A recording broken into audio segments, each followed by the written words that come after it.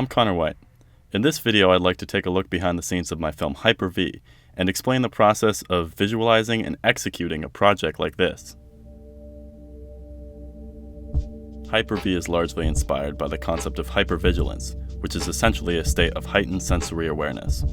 My first goal with this film was to portray this state in a way that was visually compelling. I did this using live action to show the tangible story, like riding a subway car or sleeping in class, and contrasting it with the character's perceived reality, represented by the animation. One of the major themes is uncertainty. The character played by Jacob Harris drifts through the different locations of the film without a logical sense of time or space, and that was very much intentional. The city setting was also an important factor for me, not just because I was living in Philadelphia at the time when I shot it, but the chaotic nature of the city reflects the character's mental state. The film takes place in about 6 different locations over the course of only a few minutes, and all of the production was completed in roughly a 20-hour window. This required using a skeleton crew of essentially 7 people, which maximized our mobility at the cost of some exhaustion and frustration. Additionally, many of the film's transitions had to be carefully planned and executed in production so that they would be usable in post, so that added an extra challenge. My crew was very flexible and adaptive, and I'm very thankful for them.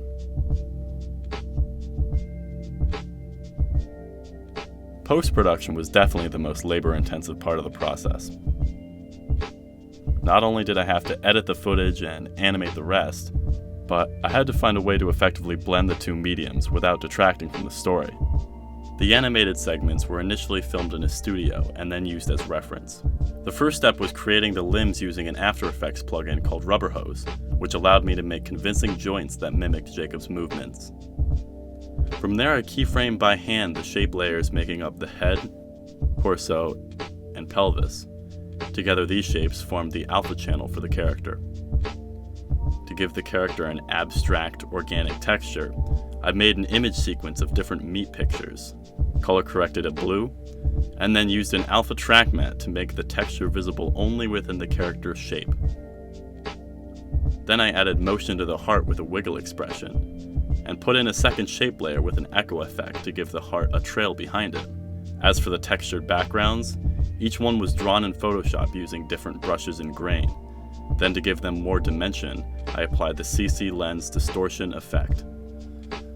A few shots took a little extra computer trickery, such as the Instagram transition. This required putting a tracking marker on the phone during production so I could use it to track the screen's motion in post. Then I parented the first frame of the next shot to the tracking data so its movement would match the phone, added a mask, and color corrected to make it look like part of the screen. To bring the thumb on top of the screen, I duplicated the footage layer and then used the roto brush to mask just the thumb, throwing on a drop shadow for extra realism. Finally, putting an adjustment layer on top with transform, optics compensation, and channel blur effects created a smooth, distorted zoom transition. It's not perfect by any means, but it effectively helps drive the story.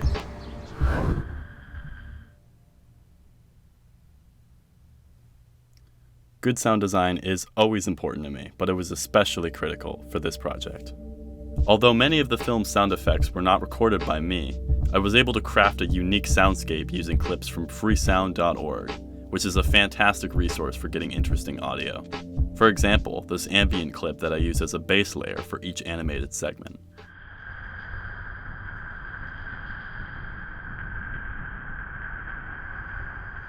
Many of Hyper-V's sound effects are actually a combination of several clips, like in this spear shot. This sound is comprised of 5 clips: the bass ambience, these 2 whooshes, this lettuce crunch, and a punchy trailer impact. Together, they form the final result.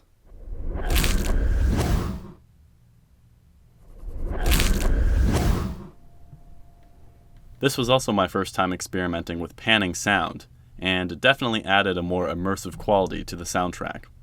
Like this shot, where I bounced the alarm vibrations left and right to give a sense of surrounding.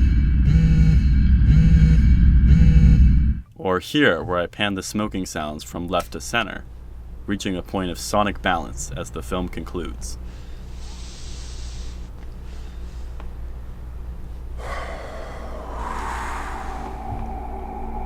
There are even a couple audio Easter eggs hidden in the sound design.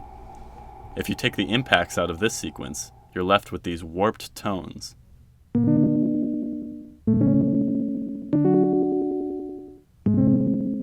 Which are pitch-shifted duplicates of the text tone from 20 seconds earlier. Occasionally, a subtle heartbeat is audible in the background, but you have to listen closely for it.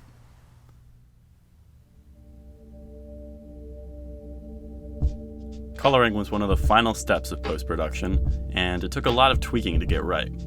For this project, I graded everything inside of the Lumetri panel in Premiere. My process involved an average of 2 to 3 adjustment layers on top of the footage, one for basic exposure and white balance corrections, and a second for my LUTs and saturation tweaks. This included a toned-down SL Clean Kodak A HDR LUT, and just a touch of orange highlights, blue shadows. All of this was done using the RGB waveform as a guide.